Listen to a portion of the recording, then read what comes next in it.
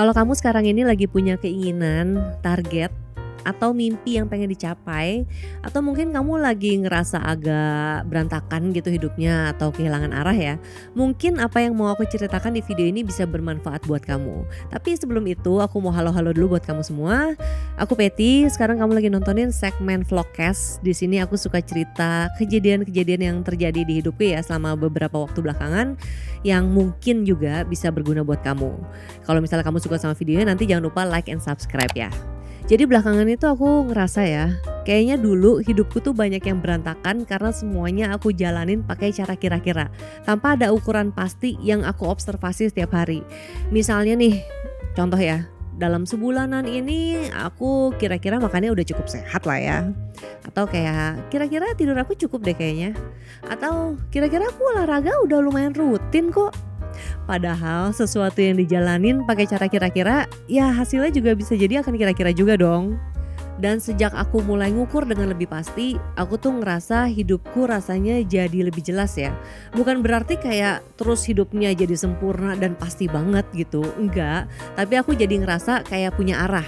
Soalnya nih, ketika hidup kita berantakan, kemudian kehilangan arah, itu biasanya tuh kan gak terjadi dalam satu malam ya. Melencengnya tuh pelan-pelan nih. Nah, biasanya yang terjadi misalnya kayak gini. Kita makan kebablasan kalori, itu pasti sedikit demi sedikit. Terus misalnya tidur kita berantakan, itu juga sedikit demi sedikit. Bahkan berat badan kita kalaupun naik, itu kan terjadinya pelan-pelan. Pengeluaran kita bocor juga biasanya pelan-pelan. Dan kesehatan kita menurun pun itu juga biasanya terjadi pelan-pelan. Dan seringkali kita tuh gak sadar kalau kondisi kita lagi berubah karena ya itu tadi, kita gak pernah benar-benar ngukur setiap hari. Terus lucunya juga budaya kita tuh emang deket banget gak sih dengan si konsep kira-kira ini ya. Misalnya nih ya, kita lagi mau janjian sama temen, dan ini aku juga sering sih lakukan. Kalau lagi janjian sama temen nih, biasanya aku bilangnya yaudah nanti kita ketemu jam 1-an ya. Atau misalnya ya ntar gue ke rumah lo abis maghrib deh. Padahal abis maghrib itu kan dari jam 6:30 sampai jam 10 malam sampai jam 12 malam itu juga abis maghrib. Jadi definisinya tuh bisa beda-beda buat setiap orang. Dan cara kita bertindak ini tuh yang menurutku sering kebawa ke cara kita menjaga kesehatan diri kita sendiri. Jadi aku mau cerita sedikit ya. Di video sebelum itu aku sempat cerita kalau hasil tes darahku awal tahun itu tuh lumayan berantakan karena waktu itu ada masanya aku tuh lagi banyak makan sushi all you can eat. Itu kayak hampir setiap minggu aku makan dan seminggu tuh bisa lebih dari sekali aku makannya juga. Pokoknya waktu itu tuh aku banyak melakukan rasionalisasi yang menurutku sih sebenarnya tidak valid lah ya. Cuman supaya aku bisa makan sushi aja itu. Kemudian aku baru tahu kalau itu tuh benar-benar kacau ketika akhirnya aku melakukan pengukuran alias ya aku tes darah. Waktu itu profil lipidnya berantakan, banyak yang merah. Kemudian setelah itu ya udah aku langsung melakukan perubahan pola makan ya. Jadi aku stop itu semua si sushi all you can eat itu. Terus kalau makan di rumah minyaknya aku takar. Terus kalau biasanya aku ngitung kalori nih, yang aku prioritasin cuma ngitung total kalori sama protein intake-nya aja. Tapi gara-gara ini aku juga jadi ngitung makronutrien yang lain. Jadi karbonya aku hitung dan terutama lemaknya juga aku hitung. Kemudian 3 bulan lagi aku tuh melakukan tes darah lagi dan ternyata hasilnya jauh membaik. Profil lipidnya juga sangat-sangat membaik, yang tadinya merah tuh jadi hijau.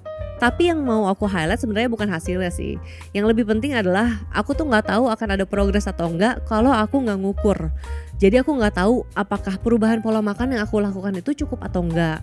Atau apakah aku akan perlu intervensi medis atau cukup dengan perubahan pola hidup yang aku lakukan ini aja.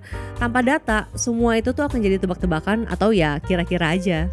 Dan ini juga yang aku rasain waktu aku bikin challenge pas ulang tahun kemarin. Jadi ini sempat aku ceritain juga ya di video sebelumnya. Bulan Maret kemarin tuh kan aku ulang tahun ke-41. Terus aku bikin tantangan aja buat diriku sendiri ya. Dalam sehari itu aku mau mencapai 41.000 langkah. Dan aku mau makan 4.100 kalori di Jakarta.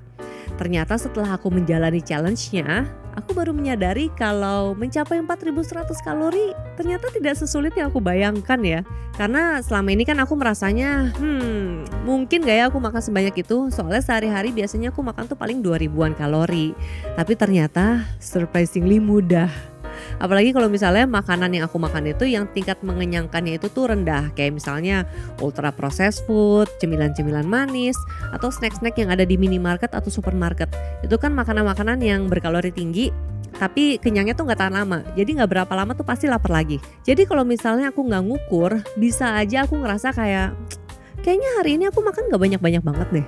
Tapi ternyata kalorinya tuh udah buat 2 orang.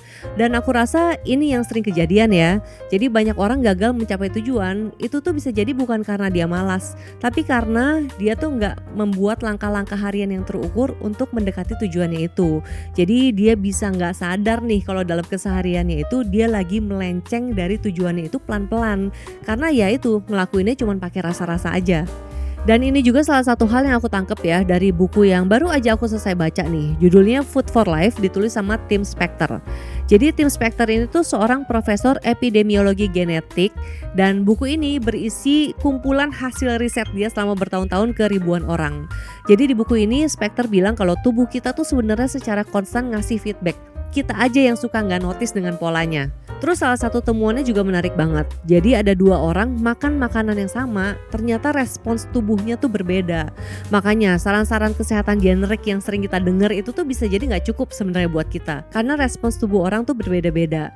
Jadi kalau misalnya kita pengen tahu nih respons tubuh kita terhadap sesuatu itu gimana, ya kita bisa dengan melakukan tracking, observasi, dan pengukuran. Bahkan Spector juga bilang salah satu hal paling sederhana yang bisa kita lakukan adalah dengan memperhatikan kondisi BAB kita. Jadi kita lihat nih frekuensinya seperti apa, konsistensinya kayak gimana, terus apakah ada perubahan-perubahan lainnya juga. Karena BAB itu salah satu indikator kesehatan pencernaan yang paling mudah untuk kita akses. Intinya sih kalau menurutku ya, banyak dari kita terlalu sering mengandalkan intuisi untuk kesehatan diri kita sendiri. Makanya mungkin selama ini bisa jadi nih kita ngerasa kayak gak perlulah tes darah. Orang aku ngerasa tubuhku baik-baik aja kok, masih bisa beraktivitas dengan normal seperti biasa, gak ada masalah apapun. Padahal bisa jadi tubuh kita tuh sebenarnya ngasih sinyal, tapi mungkin kecil-kecil ya. Jadi kita tuh yang gak punya sistem untuk nangkep sinyal tersebut. Makanya menurutku pengukuran itu tuh bukan soal bikin kita akhirnya jadi terobsesi sama angka ya, tapi justru bikin kita jadi punya parameter supaya kita tuh gak hidup dalam asumsi.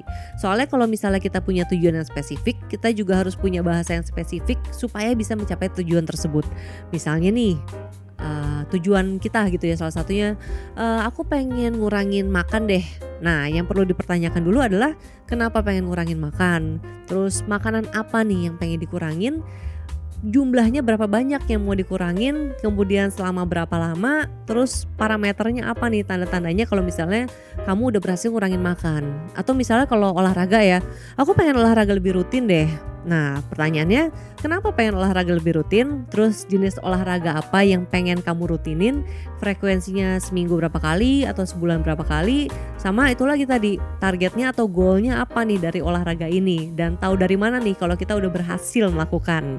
Dengan kita ngukur kesehatan ini sebenarnya juga bukan berarti kita bisa ngontrol sesuatunya dengan sempurna ya. Karena ya nggak ada lah ya yang benar-benar pasti di dunia ini. Orang yang makannya udah sehat banget aja masih bisa sakit. Terus orang yang udah rutin olahraga aja itu juga masih bisa punya masalah kesehatan. Soalnya tubuh kita memang tidak bisa diprediksi sepenuhnya. Ada banyak faktor lah yang mempengaruhi. Tapi seenggaknya dengan punya parameter ya kita jadi punya pegangan juga gitu. Karena kan kalau mikirnya ya, orang yang udah ngukur banget aja nih masih bisa kena masalah, gimana kalau misalnya kita nggak ngukur sama sekali? Bisa lebih kacau hidup kita ya nggak sih?